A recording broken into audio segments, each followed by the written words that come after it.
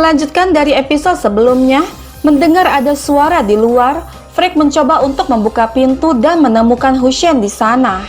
Dengan perasaan kesal, Frank mengatakan, "Kenapa kamu mengetuk pintu seperti debt collector pada jam segini?" Namun Hussein menerobos masuk seraya berkata, "Beri aku kain yang hanya akan dikenakan oleh Bey." Namun Frank mengatakan, "Kami tidak bekerja terlalu larut, datang lagi besok." Lalu Hussein bertanya, "Bukankah kau penjual kain terbaik di sekitar sini, Hatun?" Kemudian dengan mengeluarkan sekantung koin emas, Hussein mengatakan lagi, "Jangan lewatkan kesempatan ini kalau begitu. Berikan aku kain terbaikmu dan aku akan membayarmu dengan banyak uang." Lalu Frank mengatakan, "Biarkan aku melihat emasnya terlebih dahulu dan aku akan memeriksa apakah layak untuk mengganggu tidurku." Kemudian Hussein menunjukkan emas itu kepada Frank dengan Frank mengatakan, "Kamu pasti sangat kaya." Namun Hussein mengatakan, "Itu bukan urusanmu. Kau ambil saja koin ini. Nah, kain ini cukup bagus. Jahitlah. Kau harus mengatur ukurannya. Persiapkan untuk besok. Aku akan datang dan mengambilnya." Dan Frank mengatakan, "Anggap saja sudah beres." Kemudian Hussein pun pergi dari sana.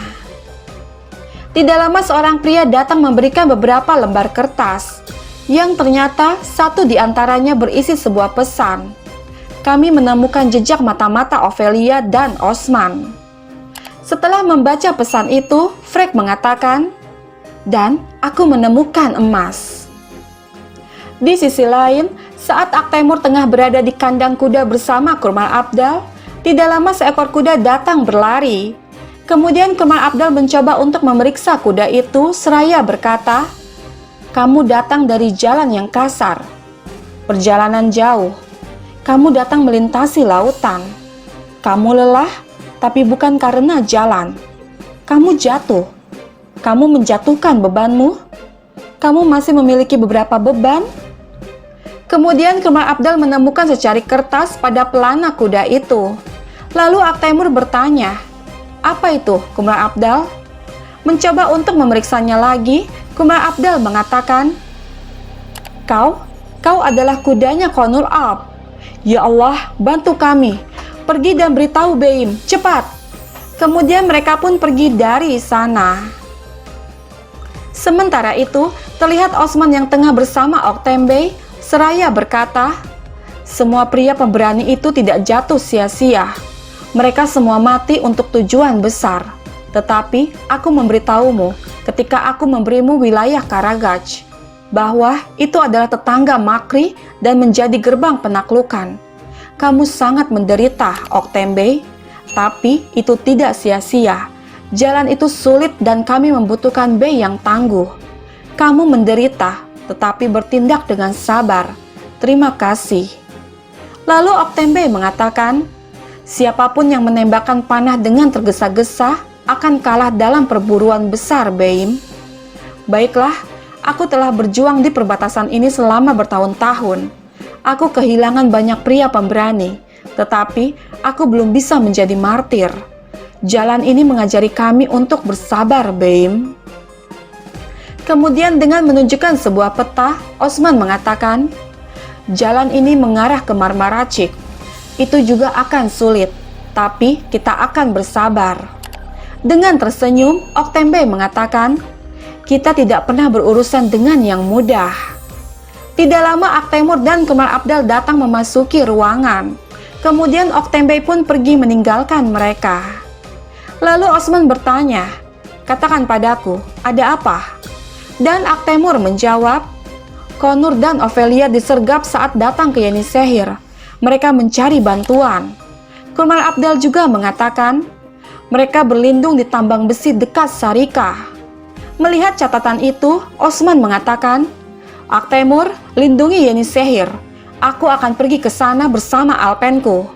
Kemudian mereka pun pergi meninggalkan ruangan.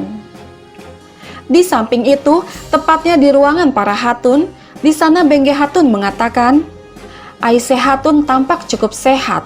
Kapan dia jatuh sakit hingga dia tidak bisa datang untuk makan malam?" Mendengar ini Bala mengatakan, "Bukankah ini waktunya untuk mengakhiri ketegangan antara kau dan dia, Bengge Hatun? Dan juga semuanya sudah jelas sekarang." Namun Bengge Hatun bertanya, "Apakah aku satu-satunya yang menyebabkan ketegangan ini, Bala Hatun? Dia menghina putriku di tengah bazar." Lalu Mahlun mengatakan, "Kau bilang begitu, Bengge Hatun, tapi kami mendengar apa yang kamu katakan. Kamu harus meminta maaf kepada Aisyah Hatun." Namun Bengge Hatun mengatakan, "Kenapa? Aku berbicara dengannya sebagaimana dia pantas mendapatkannya. Aku berdiri di belakang di setiap kataku. Aku di sini, tapi dia tidak cukup berani untuk menghadapiku." Seketika Aisyah Hatun datang seraya bertanya, "Siapa kamu yang mempertanyakan keberanianku? Mungkin aku tidak ingin terlibat dalam hal yang jahat." Menyaksikan ini Bala mengatakan, "Hatun, kendalikan diri kalian. Aisyah Hatun, Bengge Hatun adalah tamu kita." Lalu Bengge Hatun mengatakan, "Kau membesarkan seorang anak yang pemalu, Hatun. Dia menikamnya. Lalu kenapa? Dia tidak mati kan?" Saat Aisyah terpancing emosi, seketika Mahlun menahannya seraya berkata, "Bengge Hatun, perhatikan lidahmu. Mereka berdua adalah anak kita. Mulai sekarang, masalah ini selesai." Kemudian Bengge Hatun dan Alcecek pun pergi meninggalkan ruangan. Masih dengan perasaan kesal, Bengge Hatun mengatakan kepada dirinya sendiri, "Kau mempermalukanku di depan orang-orang Turki, dan aku bersumpah, aku akan merusak kedamaianmu dan menghancurkan rumah besar ini."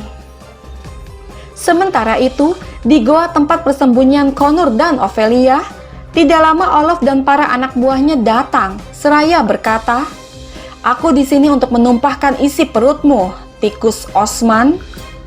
Mendengar ini Ophelia bertanya, "Osman, apa maksudnya Sarkis?"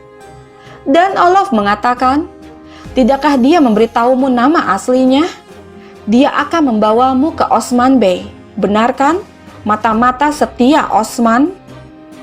Lalu Ophelia bertanya, "Apakah kamu juga menipuku, Sarkis?" Dan Connor menjawab, "Aku akan memberitahumu segalanya, putri." Namun Olof mengatakan, "Kau tidak akan bisa mengatakannya. Kau tidak akan punya kepala untuk berbicara."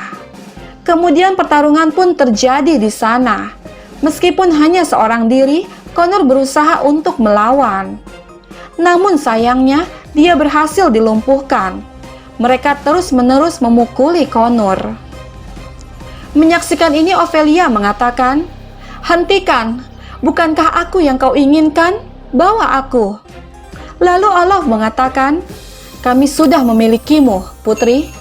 Bawa dia ke Marmaracik. Aku akan menunggu Osman." Kemudian mereka membawa Ophelia dari sana. Dengan terus menyiksa Connor, Olof mengatakan, "Kamu pasti bertanya-tanya mengapa aku tidak membunuhmu. Aku akan membiarkanmu hidup sampai dia ada di sini, karena kamu yang akan membunuh Osman." Kemudian mereka pun membiarkan Connor tergeletak dengan luka belati di perutnya. Beralih sejenak ke Yenisehir, terlihat Mahlun Hatun menghampiri Alcecek di kamarnya seraya berkata, "Alcecek, aku akan mengajukan pertanyaan kepadamu. Kamu tahu bahwa Aktemur mencintaimu, ya kan?" Mendengar ini Alcecek bertanya, "Apa yang kau bicarakan, Mahlun Hatun?" Lalu Mahlun mengatakan, "Jadi, kamu tidak tahu? Aku melihatnya sekali dan aku menyadarinya. Tidak bisakah kamu tahu sambil menatap mata Aktemur?" Dengan gugup Alcecek menjawab, "Tidak, aku tidak tahu. Dan mengapa aku peduli? Aku menyesal telah menikamnya karena kesalahan. Hanya karena aku sedih dan menyesalinya, haruskah aku mencintainya?" Lalu Mahlun mengatakan, "Aku melihat kalian berdua di bazar hari ini. Kamu tidak terlihat seperti yang kamu katakan padaku." Dan Alcecek menjawab, "Kau salah membaca situasi, Mahlun Hatun. Aku tidak menyukai Aktemur atau orang lain." Aktemur yang sedari tadi berada di luar pintu mendengarkan semuanya, merasa sangat kecewa. Kemudian dia pun pergi dari sana. Sementara itu di Kastil Marmaracik, tepatnya di ruang penjara bawah tanah, Frank datang seraya berkata, "Aku tidak suka gadis yang menangis, Putri, dan aku benci Tuan Putri." Ophelia juga mengatakan, "Dan aku benci makhluk sepertimu." Dengan mencekik leher Ophelia, Frank bertanya, "Apakah kamu membenci ayahmu juga? Itukah sebabnya kamu mencoba membunuh kaisar kami? Kamu adalah wanita biasa, kecuali menjadi seorang putri. Kamu bahkan tidak bisa melawan. Kamu kehilangan mahkotamu pada hari kamu mencoba membunuh ayahmu.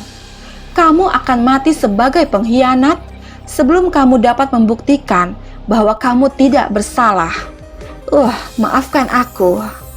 Kemudian dengan beberapa tusukan, Frank menghabisi Putri Ophelia hingga membuatnya mati di tempat. Sementara itu, Osman dan pasukan Alpennya yang telah sampai memasuki sebuah goa. Di sana mereka melihat Conor yang tergeletak tidak berdaya.